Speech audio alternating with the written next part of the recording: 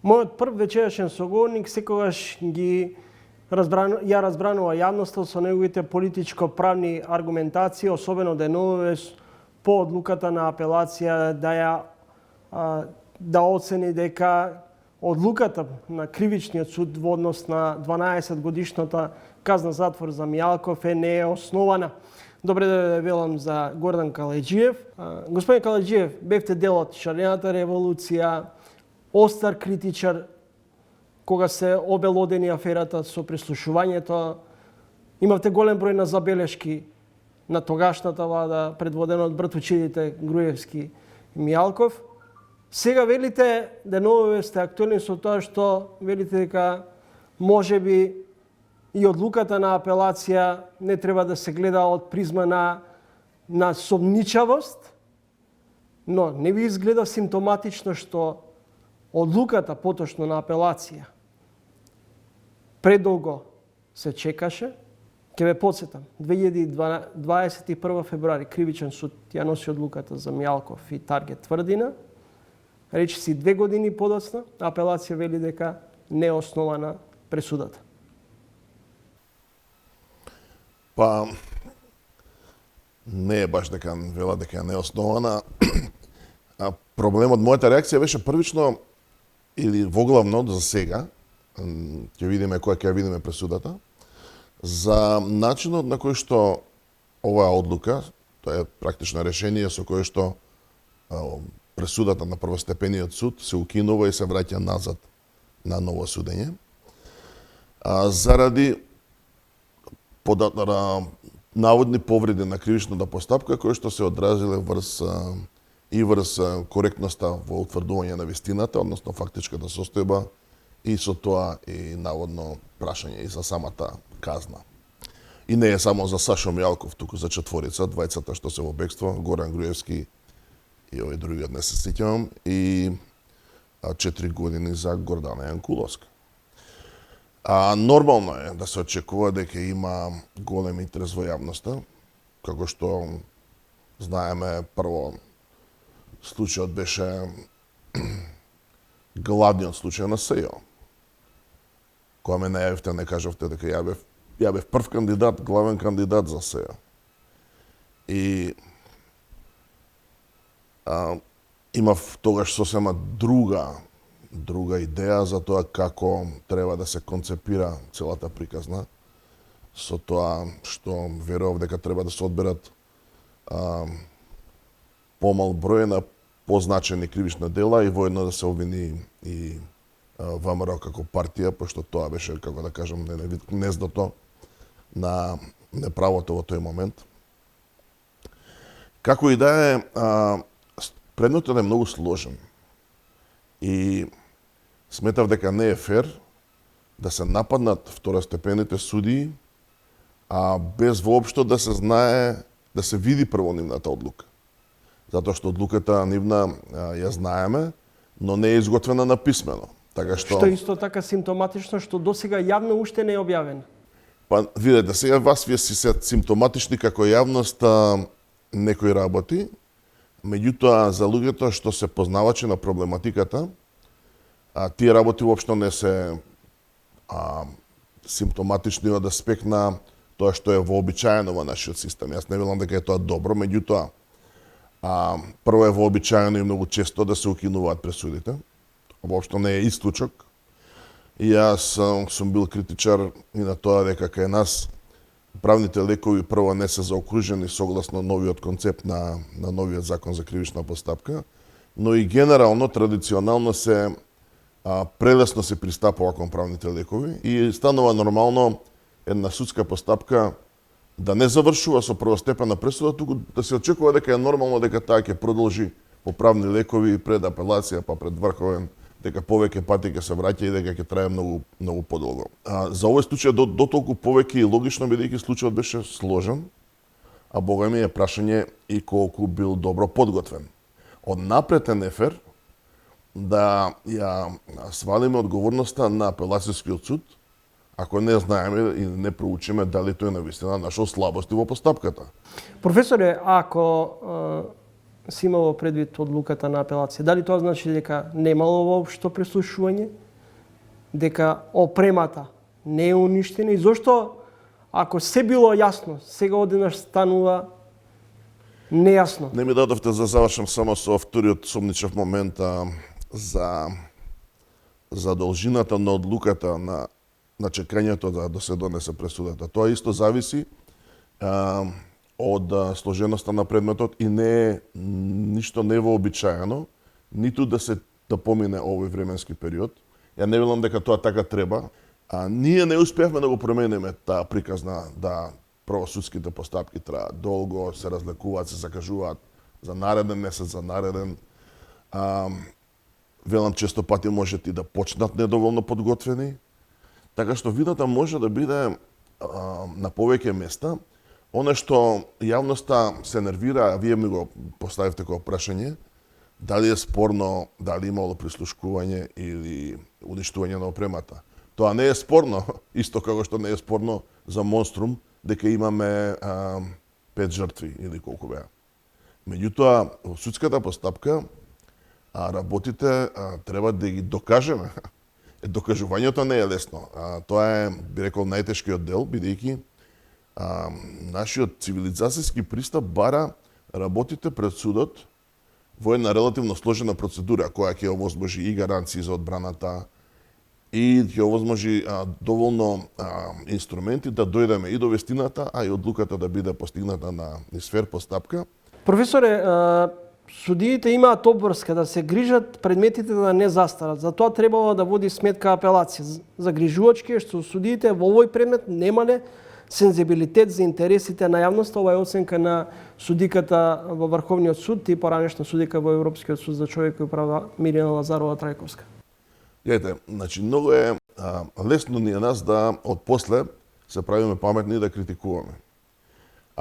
И велам, не е едноставно ни сега да заземаме ставови без да видиме треба да се познава предметот. Професоре, ми се чини дека проучи малку ја пресудата. релативизирате работата. Не ја релативизирам работата, бидејќи застарувањето е уште една несрекна околност во сета оваа комплексност на случајот. Зошто? И тоа не е проблем за кој што се виновни судиите, ниту па обвинителите. Зошто? Затоа што понекогаш законодавецот им дава исто некои рокови кои што можеби не се најсоодветни. Како што беше проблем со рокот, кај што политичарите го договорија, рокот за истраги на СЈО. Тој беше дали среќен, дали несреќен, и јас бев убеден дека ако е тоа станато преточено во право, низ закон, дека треба да се почитува. Ама не можело да се стигне и така натака, тоа е веќе друг проблем, колку може да стигнат, и тоа беше одговорност на СЈО да си дозира што може од тие случаи што ќе ги одбере, да ги дозира, да ги изведе низ постапки во разумен рок. Што е проблемот со прислушкувањето? Прислушкувањето има проблем во законот, кривичниот законник, бидејќи е многу лесно дело. Што значи тоа? Тоа значи дека е предвидена казна, мислам, до 3 години, ако не се лажам. А застарувањето е секогаш пропорционално на тежината на делото. Едноставно делото е погрешно дизајнирано, односно го нема оној елемент предвидено за потешок облик, како масовното прислушкување. Едноставно масовното прислушкување се чини дека законодавецот не го предвидел. Кој ќе ја понесе вината или кој треба да биде одговорен ако застари предметот? Па не можете со лесно да кажете, може да кажете кој е се одговорен. Никојаш работите не се толку црно-бели да биде само еден одговорен. Во крајна линија, искрено да ви кажам, мене ми беше малку чудно овие згрозувања на политичарите, а кога знам дека они ден денеска не мрдаат да се восстанови посериозна контрола врз прислушкувањето. Вас си е познато дека и јас и судиката Маргарита Цаца дадовме оставки во граѓанската комисија за надзор врз прислушкувањето, затоа што буквално немаше нула политичка волја да не се даде услови да работиме. Нека едноставно сметка да ни отворат. Меѓу кои одговорноста во прв ред ја гледам во претседателот на собранието. Вие велите дека не треба исклучиво прстот да се вперува кон апелација. Критиките во јавноста се концентрирани точно кон апелација, но никој не анализира за наводниот аналфабетизам на судскиот совет во кривичен суд, можеби. Што носел, според проценката на апелација, пресуди без докази или погрешно утврдена фактичка состојба. Не ви докажав за апелација. Главното прашање ја го дадов уводот, а не ме оставте да се доискажам. За чувањето во фиока, оти ќе остане неодговорено. А нормалниот начин на работа таму е да се донесе одлука и после да се подготви писмено. Она што они дури често го прават, за да биде тоа по-безбедно, они знаат и по-безбедно им е да не ја објават пресудата веднаш, бидејќи додека работат на писмено изготвување на пресудата, може да се отвори пак некоја прашање, некоја контроверза, да се покаже, бидејќи таму се образлага во детали кои докази се сметаат, кои факти се сметаат за недоутврдени, каде има контроверзии и слично. И може да се отворат и прашања што, да речеме, претходно не се отвориле низ нивните седници која дебатирале за предметот.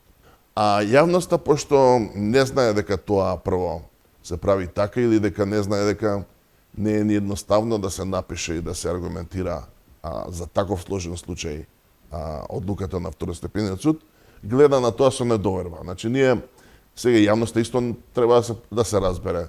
Јавноста е изгорена со милион оправдани причини заради што нема доверба. Ме разбирате?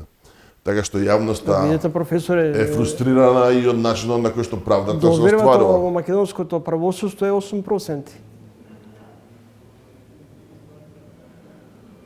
Точно, ама сега не може овој судски совет да го изнесе, да ги изнесе на својот грб сите проблеми до сега натрупани врз правосудството. Ако Сашо Мијалков не е виновен, зошто тогаш ја признал вината и се спогоди со обвинителството и со Русковска? Не, сега вие прашувате за друг случај. Тоа не е за прислушкување. Сашо Мијалков има повеќе случаи. Ова што беше, што оди деновиве околу тоа како било спогодувањето, е за случајот Империја, ако не се лажам. А ова е таргет тврдина е за прислушкувањето и уништувањето на опремата. Таму ја, како што знам, ако што се сеќавам, немаше признание него. И он дури негираше и таму е правно доста проблематично дали он навистина може да го изврши, дали воопшто можел како директор на службата да го изврши делото злоупотреба на службена положба, бидејќи и покрај тоа што е директор, тоа не е во неговите надлежности.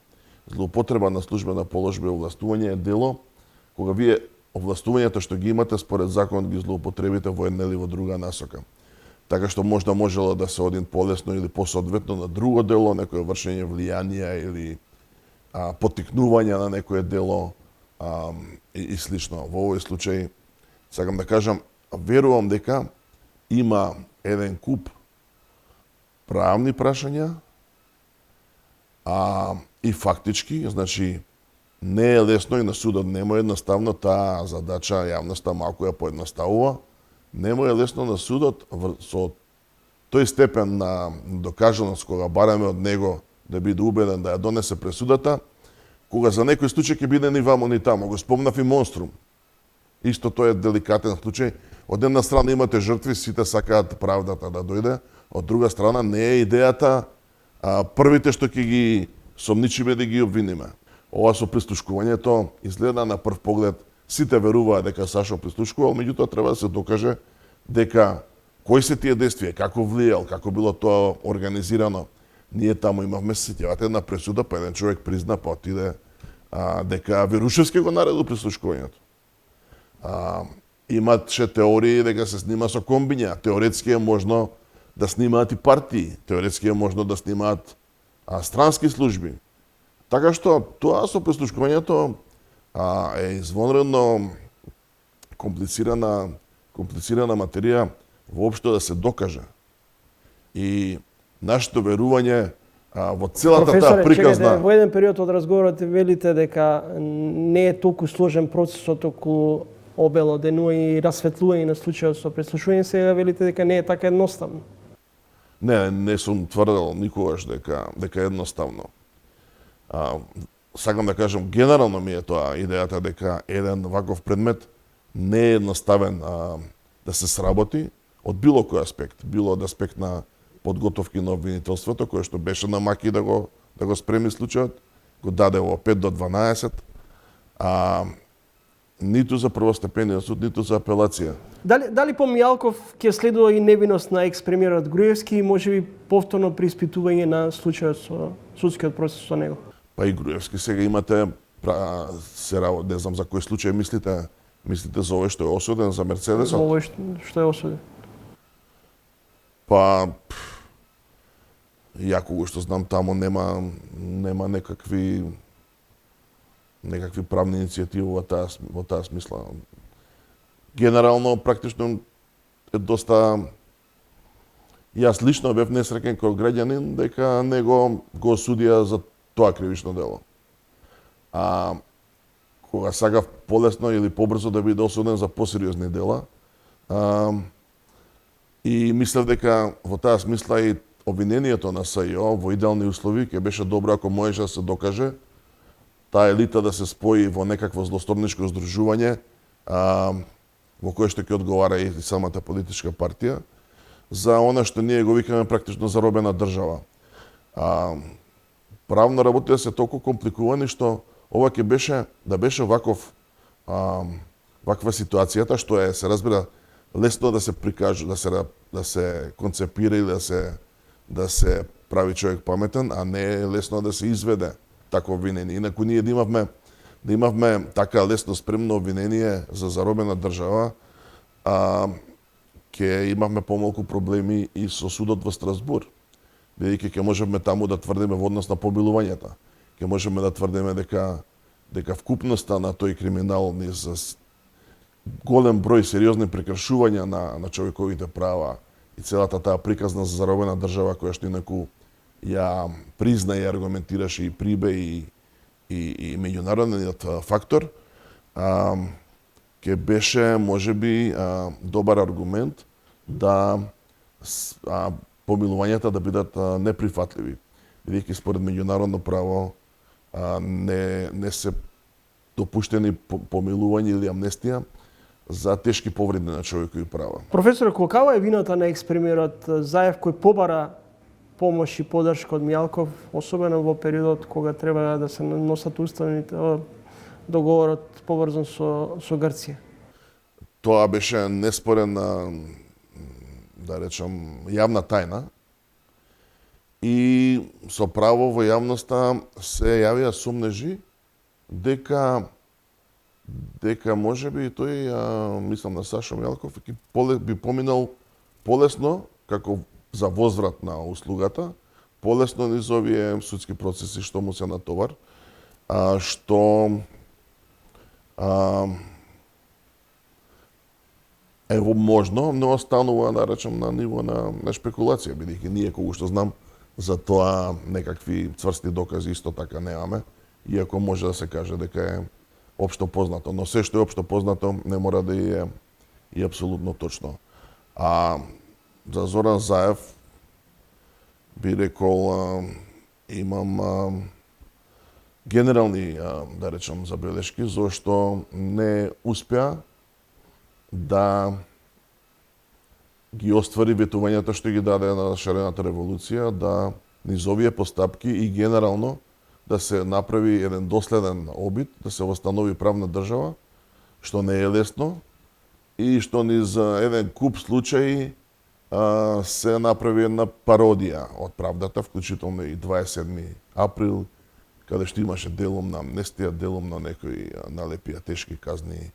И кај луѓето останува тоа чувство дека судовите и обвинителството не испорачуваат правда и дека политиката во големо е вмешана во судскиот систем. Адвокатите на Мијалков се задоволни од пресудата и поточното одлуката на апелација, но најавуваат можна постапка пред Европскиот суд за суд во Страсбург, каде еден од судиите, македонскиот судија и негов близок пријател, екс-обвинител. Таму тој објективно не може многу да му помогне, иако не можеме да знаеме. Но едно е сигурно дека изјавите на политичари, вакви како што беа избрзани, не беа штетни само политички, туку и правно, а богами многу лесно, кога би поднеле на вистина адвокатите апликација врзана за презумцијата на невиност, тоа е член 6 став 2 од Европската конвенција, би добиле сигурно, затоа што такви избрзани изјави на јавноста на политичарите за врзани со судските одлуки се проблематични од неколку аспекти. Значи, прво се проблематични од аспект на презумцијата на невиност, изразуваат убеденост во вината на обвинетиот, која што не е правосилна, значи тоа презумција на невиност важи до правосилност, допрва ќе има нова постапка и слично.